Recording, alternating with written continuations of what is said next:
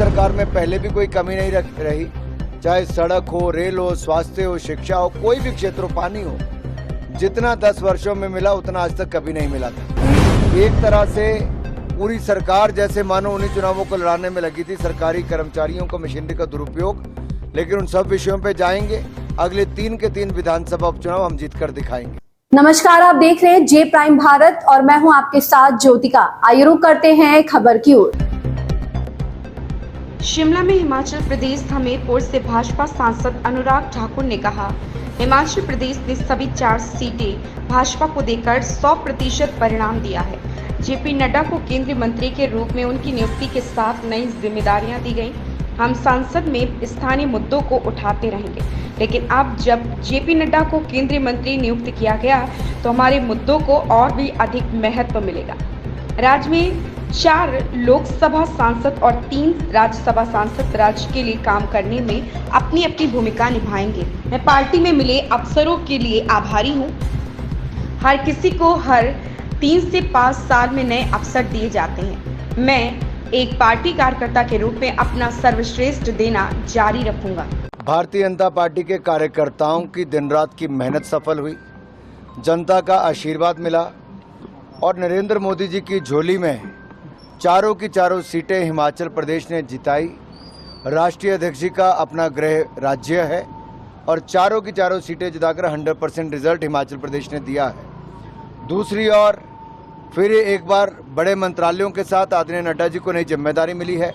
हिमाचल के लिए गर्व और गौरव की बात है और मुझे लगता है हमारे हिमाचल के लिए नई आशाएं खड़ी हुई हैं और इसके लिए हम माननीय प्रधानमंत्री जी का बहुत बहुत आभार प्रकट करते हैं और आदरणीय नड्डा जी को बहुत बहुत बधाई देते हैं।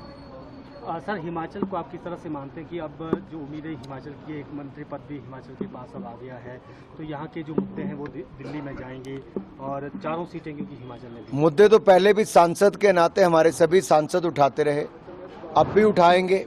लेकिन जब केंद्रीय मंत्री हिमाचल प्रदेश से बने हैं, मोदी सरकार में पहले भी कोई कमी नहीं रही, चाहे सड़क हो, रेल हो, स्वास्थ्य हो, शिक्षा हो, कोई भी क्षेत्र हो, पानी हो, जितना 10 वर्षों में मिला उतना आज तक कभी नहीं मिला था। और अगले 5 वर्षों में भी हिमाचल के लिए मोदी सरकार में कोई कमी नहीं रहेगी। जहां एक और नड्डा जी केंद्रीय मंत्री के रूप में अपनी भूमिका निभाएंगे, हम 4 लोकसभा के सांसद और 3 राज्यसभा के सांसद, ये 4 + 3 7 अपनी बड़ी भूमिका राज्यसभा और लोकसभा में भी निभाएंगे।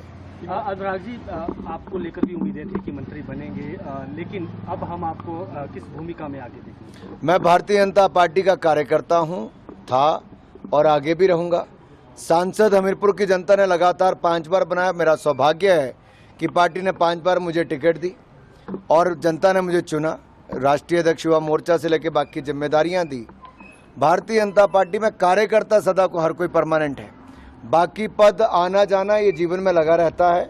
हर किसी की भूमिका बार बार बदलती है, हर 3 साल बाद, 5 साल बाद, तो हर किसी को नई जिम्मेदारी मिलती है। हमें खुशी की बात यह है कि बड़े मंत्रालयों के साथ नड्डा जी को केंद्रीय मंत्री बनाया गया है, जो हिमाचल के लिए और हिमाचल के हितों में है। हिमाचल में उपचुनाव हुए 6 सीटों के ऊपर, भाजपा 4 सीटों पर हार गई, आगे भी 3 सीटों पर उपचुनाव है। पहले वाला देखिए, जिस तरह से सरकारी मशीनरी का प्रयोग किया गया, हम उसकी चर्चा आज करेंगे, लेकिन जिस तरह के नारे, जिस तरह का काम, जिस तरह का सरकारी तंत्र का प्रयोग किया गया, एक तरह से पूरी सरकार जैसे मानो उन्हीं चुनावों को लड़ाने में लगी थी, सरकारी कर्मचारियों को मशीनरी का दुरुपयोग। लेकिन उन सब विषयों पे जाएंगे। अगले 3 के 3 विधानसभा उपचुनाव हम जीतकर दिखाएंगे। सर, विकसित भारत का सपना भी रखा गया है और उसको लेकर लगातार विकसित भारत केवल एक नारा नहीं, एक संकल्प है जिसको सिद्धि तक लेकर जाएंगे। इस खबर में बस इतना ही। बने रहिए जे प्राइम भारत के साथ।